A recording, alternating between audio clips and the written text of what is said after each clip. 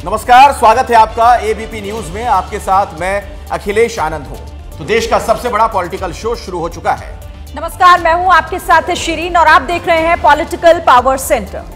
योगी model के नाम पर आखिर क्यों मचा है घमासान, पूरी खबर आगे आपको दिखाएंगे। और क्या बिहार में सत्ता का खेल शुरू हो गया है, ये भी आपको बताएंगे। कांग्रेस में, हरियाणा में क्या सब साथ में आ गए और बात बन गई, खबर आगे जरूर देखिएगा। इसके अलावा और भी खबरें तमाम विस्तार से आपके सामने रखेंगे।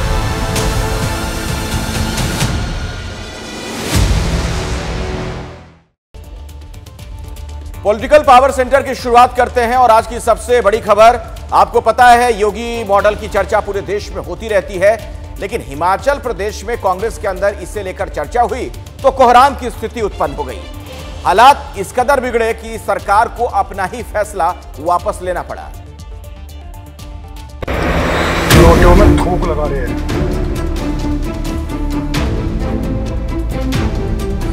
बुलडोजर का एक्शन देश में योगी मॉडल का प्रतीक है।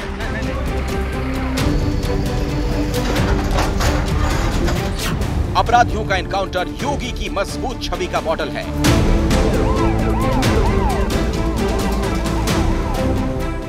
लव जिहाद के खिलाफ कानून योगी के हिंदूवादी तेवर को दिखाता है। महिला सुरक्षा के बारे में प्रदेश सरकार पूरी तरह सचेत है, सक्रिय है। और अब खाने के खलनायकों के खिलाफ कार्रवाई का आदेश भी नजीर बनता दिख रहा है। ये भी रोटियों में थूक लगा रहे हैं।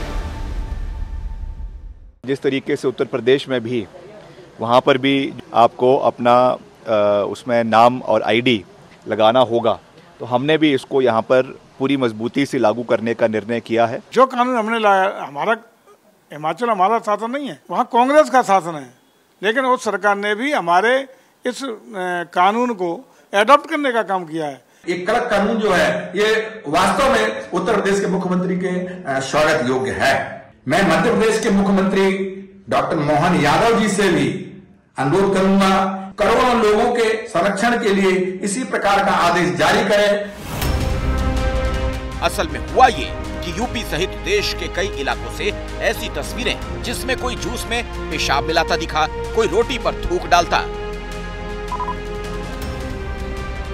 सोशल मीडिया पर इस तरह की तस्वीरों की बारिश आई और इन्हीं तस्वीरों को ध्यान में रखते हुए मुख्यमंत्री योगी आदित्यनाथ ने मंगलवार को अफसरों की मीटिंग में आदेश दिया था। ठीक इसके एक दिन बाद यानी बुधवार को हिमाचल के मंत्री विक्रमादित्य सिंह का बयान आया। जिस तरीके से उत्तर प्रदेश में भी, वहाँ पर भी जो रेडी फड़ी वाले हैं खास करके, उनके लिए ये मैंडेटरी किया गया है कि वहाँ पर जो है आपको अपना उसमें नाम और आईडी लगाना होगा। तो हमने भी इसको यहाँ पर पूरी मजबूती से लागू करने का निर्णय किया है कि जो भी अपना दुकान चला रहा है, रेडी फड़ी चला रहा है, उसको अपना आईडी, अपना क्लियर आइडेंटिफिकेशन उसमें करना होगा। कांग्रेस के नेता और मंत्री विक्रमादित्य सिंह ने बाकायदा बयान में यूपी का नाम लिया।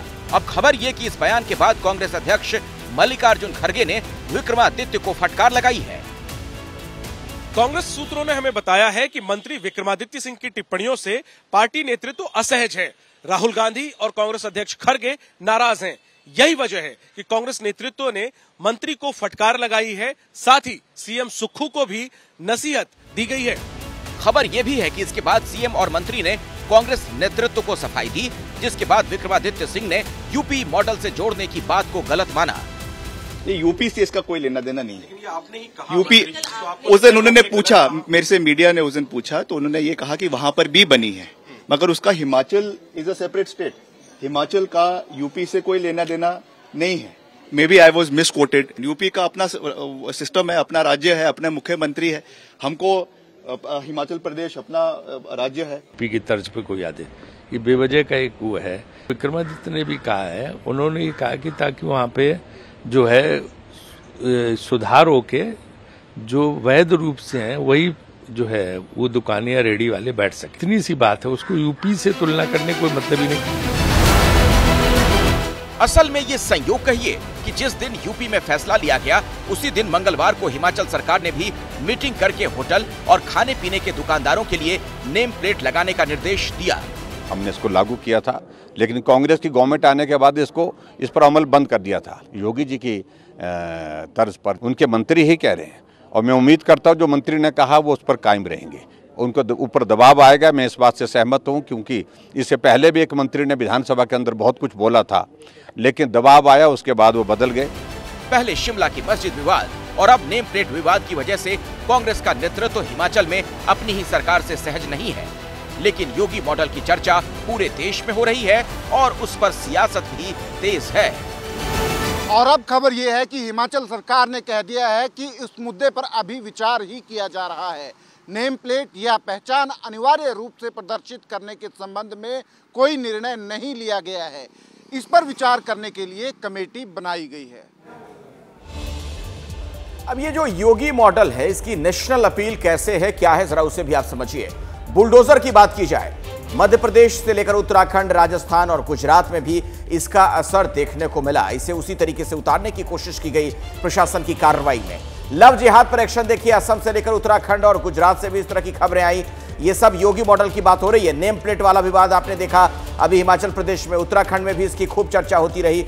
एनकाउंटर वाला जो मामला इसमें आपने देखा, महाराष्ट्र में इसकी गूंज सुनाई पड़ी है और बिहार से भी कुछ इसी तरह की डिमांड सामने आ रही है। शिरीन, बिल्कुल, चलिए अब आगे बढ़ते हुए बात हरियाणा की कर लेते हैं, जहां राहुल गांधी ने रैली की और इस रैली की खास बात यह थी कि हुड्डा और सैलजा दोनों एक मंच पर दिखाई दी, लेकिन साथ जरूर थे, लेकिन उनके बीच की जो दूरियां हैं वो साफ नजर आई। राहुल गांधी उसे नहीं मिटा सके। अब ऐसे में सवाल यहां ये उठता है कि क्या ये दूरियां कांग्रेस के लिए मुश्किलें खड़ी नहीं करेंगी?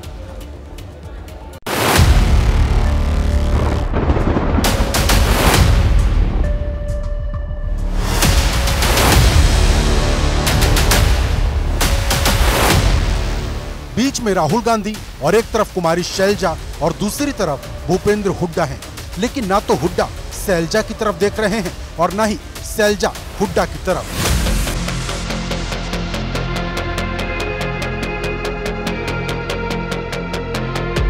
ये तस्वीर उस वक्त की है जब असंध में मंच पर भाषण देने के लिए राहुल गांधी पहुंचे थे। इसके कुछ देर बाद की तस्वीर भी देख लीजिए। इस तस्वीर में हुड्डा और शैलजा के बीच 2 कुर्सियों का फासला है, लेकिन बातचीत तो छोड़िए, देखा देखी भी नहीं हो रही है। साफ है कि हुड्डा और शैलजा मिलकर भी नहीं मिले। पार्टी ने हरियाणा कांग्रेस के 2 ध्रुवों को मंच पर मिलाने की कोशिश तो की, लेकिन बात नहीं बनी। सवाल ये कि हुड्डा और शैलजा की ये दूरी क्या कांग्रेस को हरियाणा के चुनाव में भारी पड़ने वाली है? राहुल जी के आने से और आपने देखा कि असंध हलके में लोगों का जो उत्साह है वो पूरा हमारे यहाँ जो हमारे कैंडिडेट हैं शमशेर सिंह गोगी जी, उनके प्रति बहुत उत्साह। प्रधानमंत्री कल आपका नाम ले रहे थे, किसी न किसी तरह इशारों में कि आप नाराज हैं, उसको लेकर के क्या कहेंगे? कि मैम आप नाराज हैं उसको लेकर के? खट्टर भी आपको स्वागत कर रहे थे कि बीजेपी में आए तो।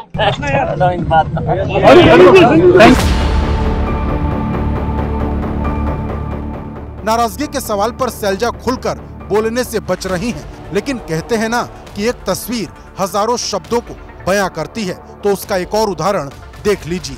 राहुल गांधी मंच से भाषण दे रहे थे, तब शैलजा और हुड्डा के हाव भाव देखिए।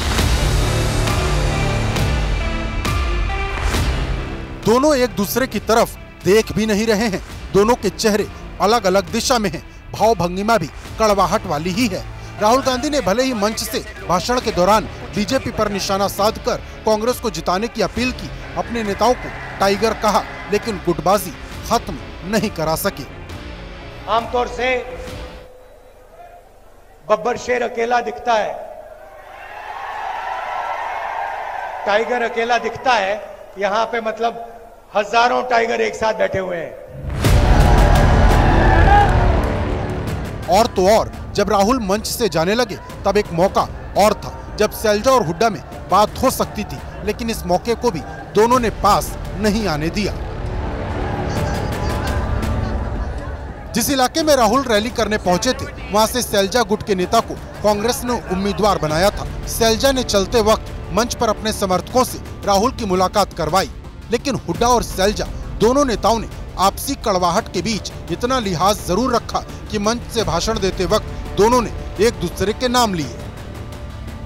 माननीय श्री राहुल गांधी जी, मंचासीन हमारे सभी सम्मानित नेतागण, श्री भूपेंद्र सिंह हुड्डा जी, हमारे सबके नेता श्री राहुल गांधी जी और हमारी वरिष्ठ नेता बहन शैलजा जी।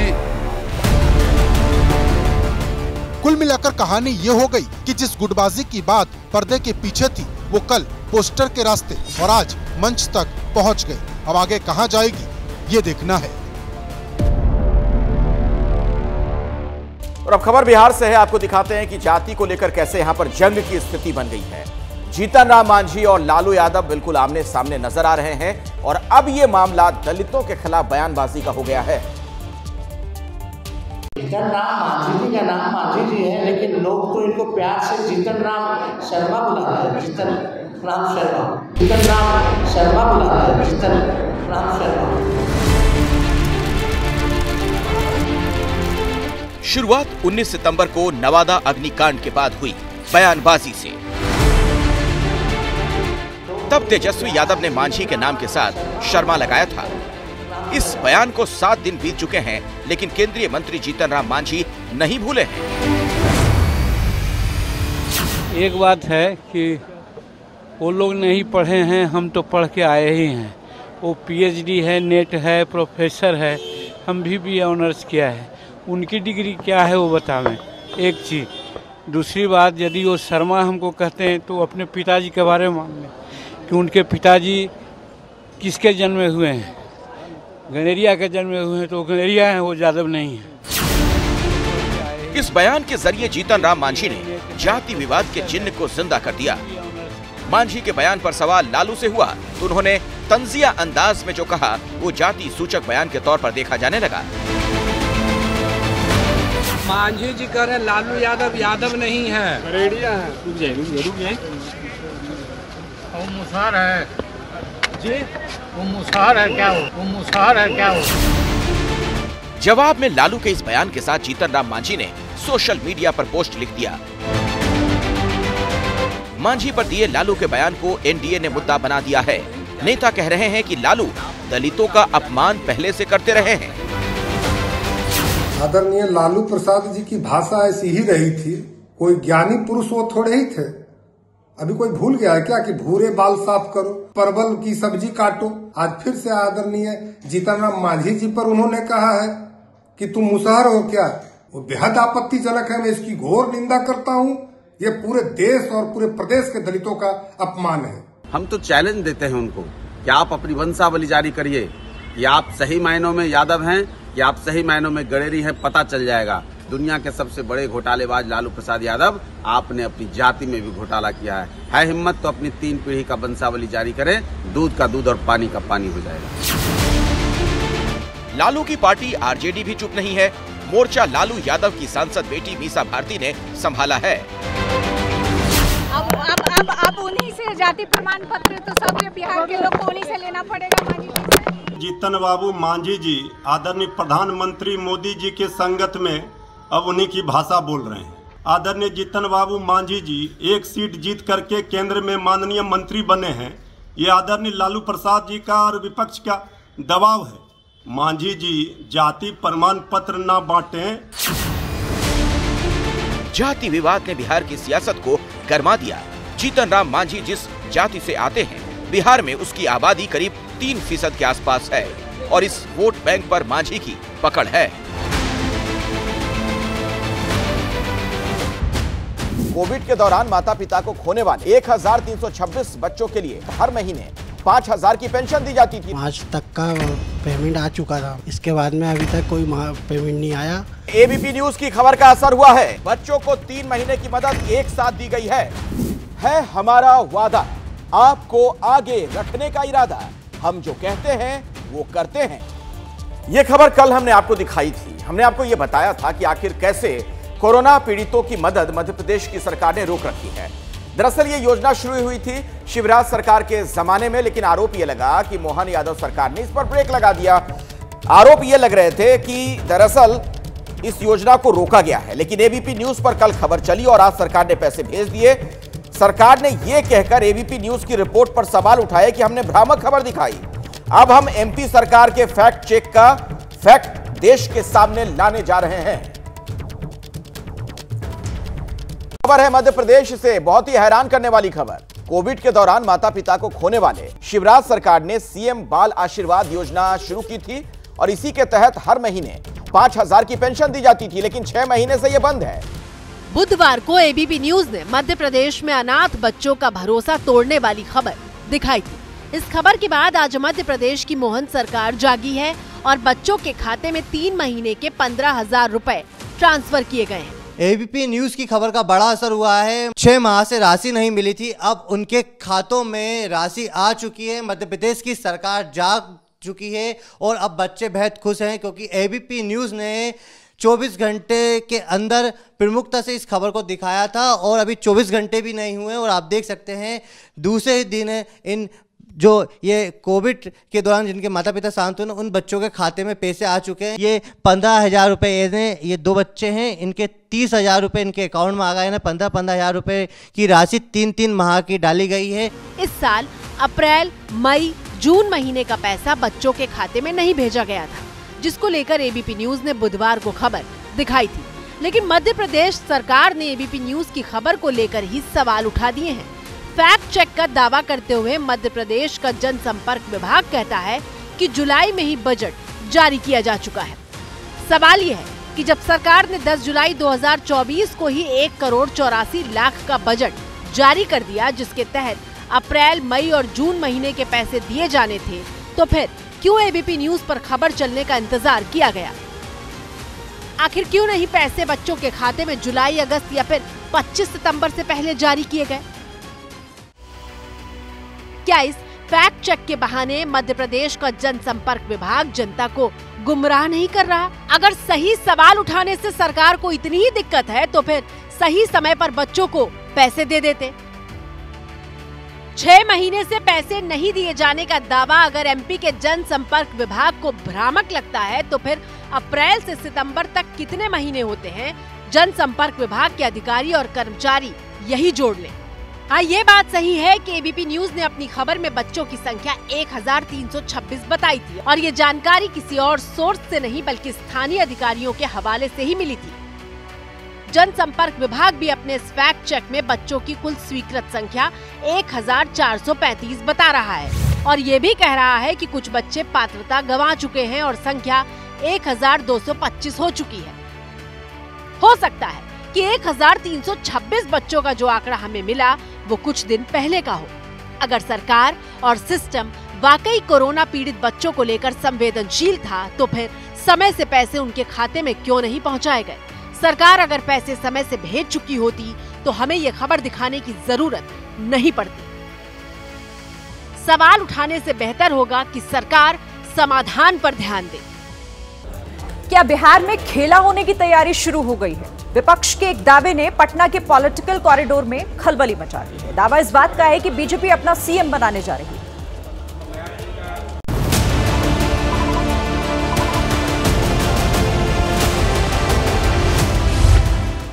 इन 2 तस्वीरों ने बिहार की राजनीति में अटकलों का बाजार गर्म कर दिया है।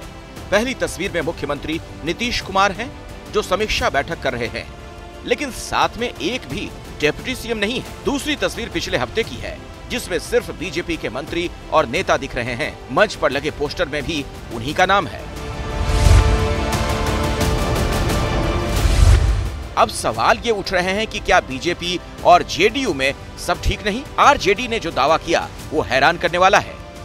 एनडीए में ऑल इज नॉट वेल है, तो जिस तरह से टकराव दिख रहा है, हाथ और गले भले मिल गए हों एनडीए में बीजेपी जेडीयू के, लेकिन आज भी दिल नहीं मिले हैं। बीजेपी अपना मुख्यमंत्री बिहार में बनाना चाहती है। बीजेपी तो इसी काम में लगी हुई है। इसके पहले भी जब आदरणीय नीतीश कुमार जी आए थे इधर महागठबंधन में, उन्होंने कहा था कि बीजेपी तोड़ना चाहती है हमारी पार्टी को, जेडीयू को। हाँ, ये बात सही है कि कई ऐसे मुद्दे हाल के दिनों में सामने आए जिसमें दोनों दलों की एक राय नहीं दिखी है। एनकाउंटर, लव जिहाद, विशेष राज्य का दर्जा, ये वो 3 बड़े मुद्दे हैं जो बीते 3-4 दिनों में दोनों दलों के मतभेद को जाहिर करने के लिए काफी हैं। उत्तर प्रदेश में कानून बना हुआ है, उस कानून को और सख्त किया गया है। उम्र कैद तक की सजा उसमें बरकरार की गई है। बिहार में भी आए दिन इस प्रकार की घटनाएं होती है, तो बिहार में भी उत्तर प्रदेश की तर्ज पर कड़े कानून बनने चाहिए ताकि कोई हिमाकत न कर सके लव जिहाद के माध्यम से किसी को धर्मांतरण करना या किसी के अस्मिता के साथ खिलवाड़ करने का। हम नहीं चाहते कि कोई भी फेनेटिक सोच बिहार में आगे बढ़े। अगर भारतीय जनता पार्टी के नेताओं को बहुत शौक है अतिवादी चीज़ों को बढ़ाने का, तो बढ़ाए हों। हम लोग ऐसी चीज़ों को न प्रमोट कर सकते हैं, न अपनी सरकार में इंडोर्स कर सकते हैं। और कानून बनाना तो बहुत दूर की बात है, हम लोग ऐसे बयान को कबूल भी नहीं कर सकते। और सवाल तो इसलिए उठ रहा है कि क्या मुद्दों पर मतभेद के पीछे दोनों दलों में कुर्सी की लड़ाई है? वैसे दोनों दलों के नेता यही कह रहे हैं कि ऐसी कोई बात नहीं। कई जगह नगर निगम नगर परिषद में जनप्रतिनिधि की बैठक में जेडीयू के मंत्री विधायक थे। कहीं कोई ये विषय राजनीतिक रूप से आप जो सोचे, लेकिन ये सारे जगह को जब जिलों की रिपोर्ट लेंगे आप, तो सभी जिलों के कार्यक्रम में जेडीयू के विधायक और विधान पार्षद लोग रहे हैं। एनडीए में ऑल इज वेल, एनडीए में ऑल इज वेल है। आपका व्यक्तिगत व्यस्तता, राजनीतिक व्यस्तता, दलीय कार्यक्रम अलग अलग राजनीतिक दल के नेताओं का होता रहता है। भारतीय जनता पार्टी हमारी सहयोगी पार्टी है, उसके नेता हमेशा इस बात को बोलते रहे कि माननीय नीतीश कुमार जी के नेतृत्व में बिहार चल रहा है। बिहार में कुर्सी की लड़ाई कोई नई बात नहीं, पहले भी इस बात की चर्चा होती रही है कि बीजेपी अपना सीएम बनाना चाहती है, लेकिन पार्टी के बड़े नेता साफ कर चुके हैं कि 2025 का चुनाव एनडीए नीतीश के नेतृत्व में ही लड़ेगा। लेकिन सवाल यह है कि मुद्दों पर मतभेद और पॉलिटिकल कानाफूसी क्या बिहार में किसी नए राजनीतिक समीकरण का संदेश दे रही है?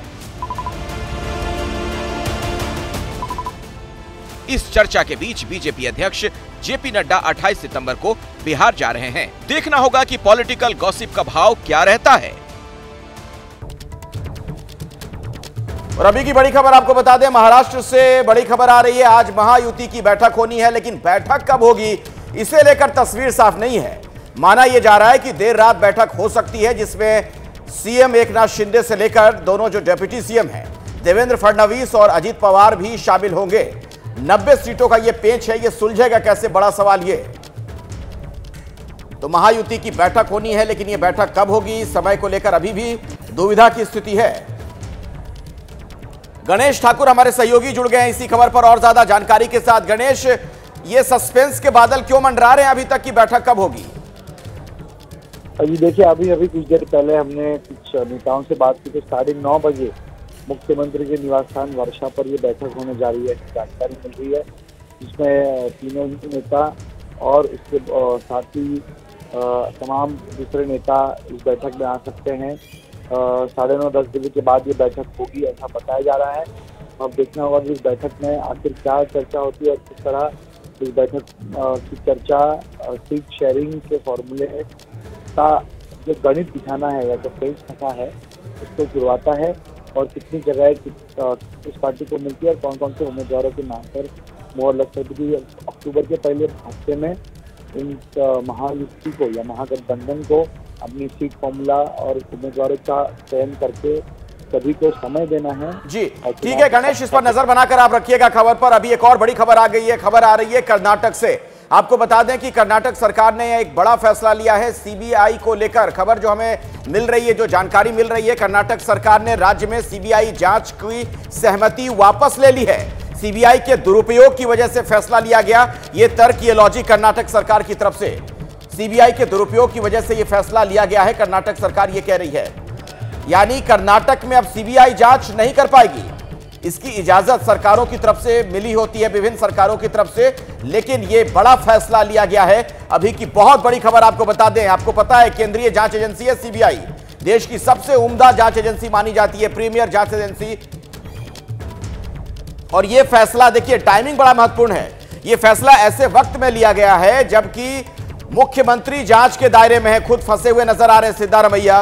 अब सवाल यह है कि क्या ये उसी से जोड़कर देखा जाए इस फैसले को। सीबीआई के दुरुपयोग के आरोप तो जरूर लगाए जा रहे हैं, लेकिन क्या यह खुद के बचाव की नीति है सिद्धारमैया सरकार की तरफ से? राज्य में सीबीआई जांच को जो सहमति दी गई थी सीबीआई जांच की, वो सहमति वापस ले ली गई है। दरअसल हर सरकार की तरफ से सीबीआई जांच की इजाजत दी जाती है, अनुमति दी जाती है राज्य सरकारों की तरफ से, लेकिन अब कर्नाटक सरकार ने इस फैसले को वापस ले लिया है। और इस वक्त एक बड़ी खबर आपको बता दूं, डीयू छात्र संघ चुनाव में वोटों की गिनती पर रोक लगा दी गई है। दिल्ली हाईकोर्ट ने फिलहाल वोटों की गिनती पर रोक लगा दी है। आपको बता दें कि कल डीयू छात्र संघ चुनाव में वोटों की गिनती का दिन था, लेकिन फिलहाल इस पर रोक कोर्ट की तरफ से लगाई गई है। इस वक्त की ये बड़ी खबर। तो कल वोटिंग का दिन, लेकिन फिलहाल इस खबर को लेकर यह जानकारी मिल रही है कि वोटों की गिनती पर रोक दिल्ली हाईकोर्ट की तरफ से लगा दी गई है। डीयू छात्र संघ चुनावों से जुड़ी हुई इस वक्त की ये बड़ी खबर है।